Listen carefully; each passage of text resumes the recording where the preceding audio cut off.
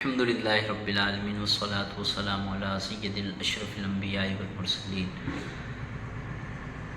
بلعم بن باورہ یہ بنی اسرائیل کا مستجاب الدعوات ایک شخص تھا جس کو اسم اعظم کا علم حاصل تھا۔ حضرت موسیٰ علیہ السلام جب قوم جبارین کے خلاف جہاد کے لیے تشریف لے جا رہے تھے تو بلعم کی قوم نے بلعم کے پاس آ کر کہا کہ بھئی آپ حضرت موسیٰ کے خلاف دعا کر دیں، کیونکہ حضرت موسیٰ چاہتے ہیں کہ وہ ہم سے جہاد کرے اور ہم اپنی زمینیں ان کے سپرد کرے اور ہم یہاں سے نکل جائیں، تو ہمارے لیے تو بڑی ہلاکت ہوگی، تو آپ حضرت موسیٰ کے خلاف بد دعا کریں۔ بلعم نے کہا کہ برا ہو اے میری قوم تمہارا کہ حضرت موسیٰ اللہ کے رسول ہیں، ان کے ساتھ مومنین کی جماعت ہے، ان کے ساتھ فرشتوں کی جماعت ہے، تو میں کیسے حضرت موسیٰ علیہ السلام اور مومنین اور فرشتوں کی جماعت کے خلاف بد دعا کر سکتا ہوں؟ بلعم کی قوم نے بڑا اصرار کیا۔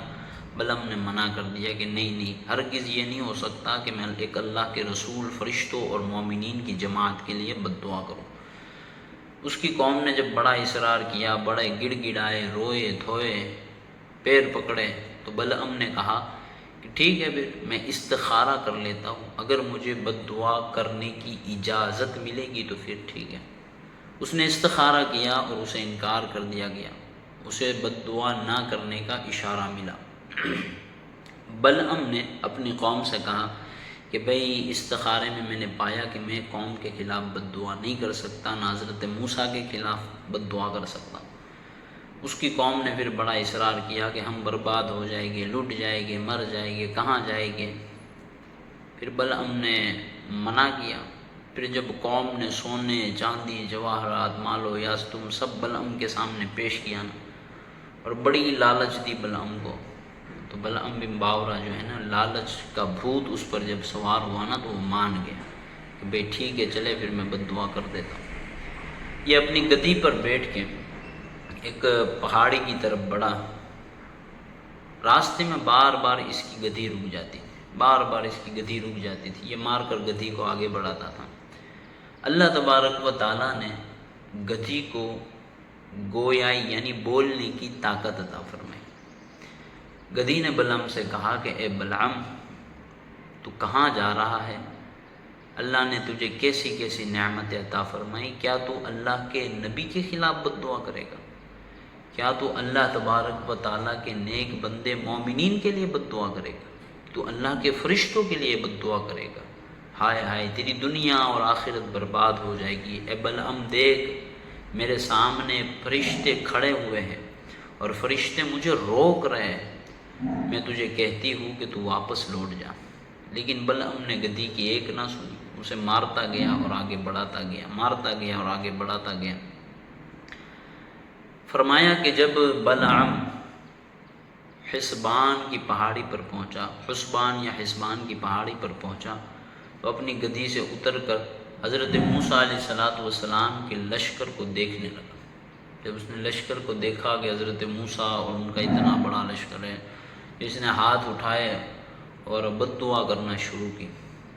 اللہ تبارک و تعالیٰ کی شان، کیونکہ وہ قادر مطلق ہے، ان اللہ علی کل شیء قدیر، اللہ تبارک و تعالیٰ کی شان کہ جب بھی یہ حضرت موسیٰ اور ان کی قوم کے خلاف بد دعا کرتا تو بلعم کی زبان سے اس کی قوم کے لیے بد دعا نکلتی۔ اس کی قوم نے بار بار اسے ٹوکا کہ بھئی کیا کر رہے ہو، تم نے حضرت موسیٰ کے خلاف بد دعا کرنی ہے، ان کی قوم کے خلاف، ان کے لشکر کے خلاف بد دعا کرنی ہے، تم ہمارے خلاف بد دعا کر رہے ہو۔ تو بلعم نے کہا کہ میں کیا کروں، میں بولنا تو یہ چاہتا ہوں حضرت موسیٰ کے لیے، لیکن نکل رہا ہے میری زبان سے میری قوم کے لیے، تو میں کیا کروں؟ ناظرین، کیا ہونا تھا جب ایک اللہ کے نبی سے کوئی دشمنی کرتا ہے تو پھر اس کے ساتھ کیا ہونا؟ فرمایا کہ بلعم کی زبان جو ہے نا وہ اندر سے نکل کر اس کے سینے پہ لٹکنے لگی، اور اس نے اپنی قوم کی طرف دیکھ کر کہا کہ ہائے بربادی، تم نے میری دنیا بھی برباد کر دی اور آخرت بھی برباد کر دی۔ جب بلعم ناکام ہو گیا نا تو اس کی قوم سے اس نے کہا کہ ٹھیک ہے، اب تو میری دنیا بھی برباد ہو گئی، آخرت بھی برباد ہو گئی، لیکن میں تمہیں ایک ایسا عمل بتاتا ہوں نا وہ کہتے ہیں نا فارمولہ بتاتا ہوں، اگر تم اس پر عمل کرو گے نا تو حضرت موسیٰ کا لشکر شکست کھا جائے گا، ہار جائے گا، چلا جائے گا واپس۔ بلعم نے کہا کہ ایک کام کرو، اپنے ملک کی، اپنی قوم کی بہت اعلیٰ ترین حسن و جمال کی مالک خوبصورت دوشیزہ لڑکیاں تلاش کرو اور حضرت موسیٰ علیہ السلام کے لشکر میں اسے بھیج دو۔ اب قوم نے اس پر عمل کیا۔ اب ایک امیر اور رئیس بنی اسرائیل کا شخص جو حضرت موسیٰ علیہ السلام کی قوم کے ساتھ، لشکر کے ساتھ شامل تھا، اس نے ایک بہت خوبصورت لڑکی کو اپنی گود میں اٹھایا اور حضرت موسیٰ علیہ السلام کی بارگاہ میں حاضر ہوا اور کہا کہ حضرت یہ میرے لیے حلال ہے یا حرام ہے؟ تو حضرت موسیٰ علی نبینا وعلیہ السلام نے کہا کہ یہ تم پر حرام ہے، اس سے فوراً دور ہو جاؤ، جدا ہو جاؤ، الگ ہو جاؤ۔ اس نے حضرت موسیٰ علیہ السلام کا فرمان ٹھکرایا، نہ مانا اور خیمے میں چلا گیا، زنا کاری میں مشغول ہوا، مبتلا ہوا۔ اس کی نحوست اور بربادی یہ ہوئی کہ 70,000 کا لشکر تباہ و برباد ہو گیا۔ عید میں اس واقعے کو یوں ذکر کیا ہے، وَاتْلُ عَلَيْهِمْ نَبَأَ الَّذِي آتَيْنَاهُ آيَاتِنَا فَانْسَلَخَ مِنْهَا فَأَتْبَعَهُ الشَّيْطَانُ فَكَانَ مِنَ الْغَاوِينَ وَلَوْ شِئْنَا لَرَفَعْنَاهُ بِهَا وَلَكِنَّهُ أَخْلَدَ إِلَى الْأَرْضِ وَاتَّبَعَ هَوَاهُ فَمَثَلُهُ كَمَثَلِ الْكَلْبِ إِنْ تَحْمِلْ عَلَيْهِ يَلْحَثْ أَوْ تَتْرُكْهُ يَلْحَثْ ذَلِكَ مَثْلُ الْقَوْمِ الَّذِينَ كَذَّبُوا بِآيَاتِنَا فَاقْصُصِ الْقَصَصَ لَعَلَّكُمْ يَتَفَكَّرُونَ۔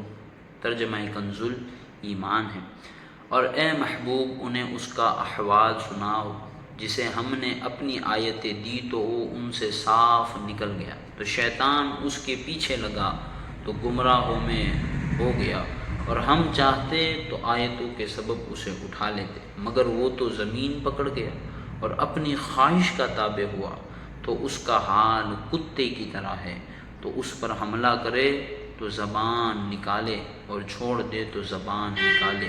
یہ حال ہے ان کا جنہوں نے ہماری آیتیں جھٹلائی، تو تم نصیحت سناؤ کہ کہیں وہ دھیان کرے۔